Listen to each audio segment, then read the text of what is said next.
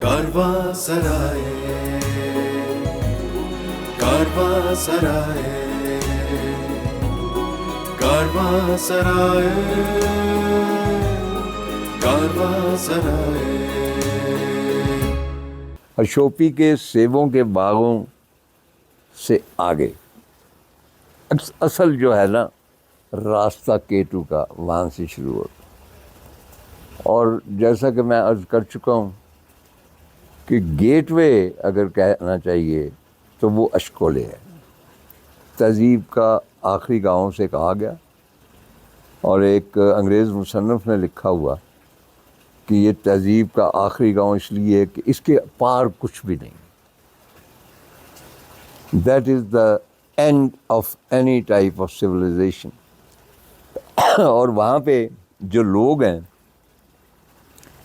وہ بھی تقریباً پرانی جو سویلائزیشن تھی ان پہاڑوں کی اسی کے درمیان ایگزسٹ کرتے ہیں، اور ان کی عادات، ان کے ملبوسات وہ سارے کچھ ویسے ہی ہیں۔ میں نے بھی اسے تہذیب کا آخری گاؤں قرار دیا، اور میری کوئی کوٹ ہے میرا خیال K2 کہانی میں،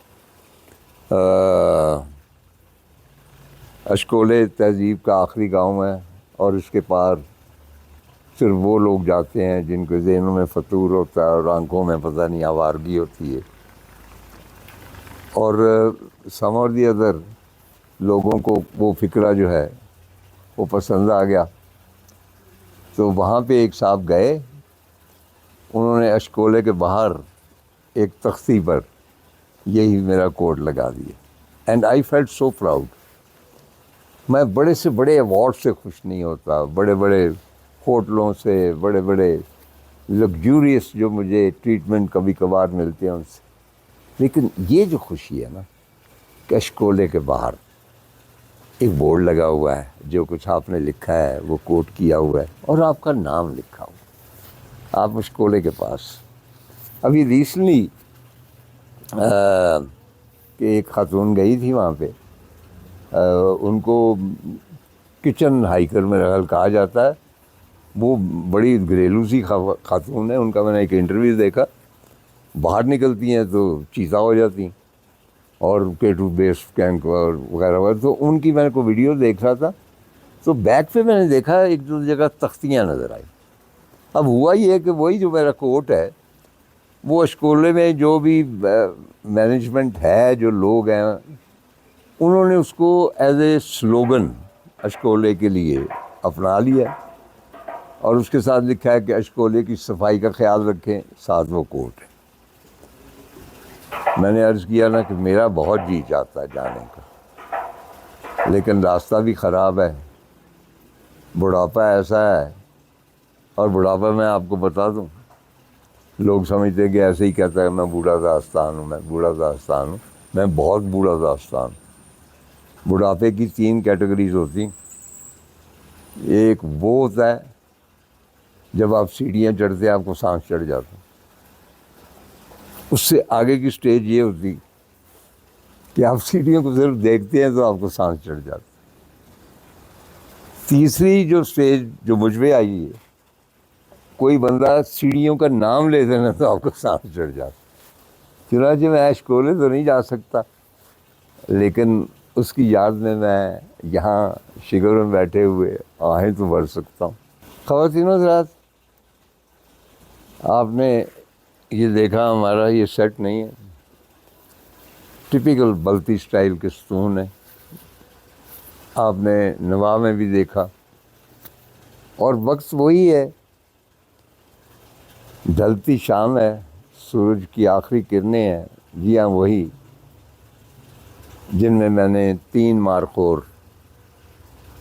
مطلب پہاڑی دیوتاؤں کی طرح کھڑے تمکنت سے، شان سے، لگتا تھا جیسے مایا تہذیب کے زیور ہوتے ہیں نا، اس طرح سونے کے بنے ہوئے ہیں۔ وہی زرد کرنیں جو ہیں ڈھلتی اور سورج کی غروب ہوتی، وہ ساری شعائیں جو ہیں وہ مجھ پہ بھی پڑ رہی ہیں، بلکہ ان کا عکس مجھ پہ، ارد گرد شام ہو رہی، دھوپ بلند ہو گئی، وہ زرد کرنیں مجھ پہ بھی پڑتی ہیں، لیکن میں ان مارخوروں کی طرح اس طرح خوبصورت اور سنہری نہیں ہو سکتا، کیونکہ میرا چہرہ بھی تو زرد پڑتا جا رہا ہے، لیکن کیا اس سے کچھ فرق پڑتا ہے؟ کوئی فرق نہیں پڑتا۔ یہاں اندر جو منظروں کی ہوس ہوتی ہے اس کو کوئی فرق نہیں پڑتا۔ شگر کی شام میں میں پھر سے محسوس کرتا ہوں کہ میری زندگی کے کچھ سانس بڑھ گئے ہیں، اور بلیو می، شاید میں آپ کو یہ حقیقت بتا چکا ہوں کہ پورے بلوچستان میں گلگت کی جو خوبانیاں ہیں وہ سب سے زیادہ مشہور ہیں۔ ایک دفعہ میں یہاں سے گزرا تھا، ایک ایسے ہمارے دوست تھے، وہ کھانا وانا کھا کے آئے تو وہ اتنا بڑا تھال لے آئے، تو میں نے کہا جی ابھی کھانا کھا کے آیا؟ انہوں نے کہا جی شگر کی خوبانی۔ بلیو می کہ ہمارا جی نہیں چاہتا تھا کہ ہاتھ روکے، اتنی سویٹ۔ تو اسی طرح کی مٹھاس یہ بوڑھا داستان اپنے منہ میں اس کا ذائقہ محسوس کر رہا ہے، اور اللہ تعالیٰ کا میں شکر ادا کرتا ہوں کہ وہ مجھے پھر شگر میں لایا۔ ٹھیک ہے، اس سے آگے ایک خوابوں کا اشکولے ہے جس کے ساتھ میں نے عشق کیا۔ ضروری نہیں ہے کہ انسان محبوب کے پاس پہنچ کر ہی عشق کا اظہار کرے، تو میں یوں ہی بیٹھے بیٹھے اشکولے سے عشق کا اظہار کرتا ہوں۔ دھوپ تقریباً ڈھل چکی ہے، اوپر ایک چھوٹی سی چوٹی نظر آ رہی ہے برف پوش، اور ابھی کچھ دیر میں اس پر بھی دھوپ ڈھل جائے گی، اور میری طرح وہ بھی ڈھل جائے گی۔ کارواں سرائے، کارواں سرائے، کارواں سرائے، کارواں سرائے۔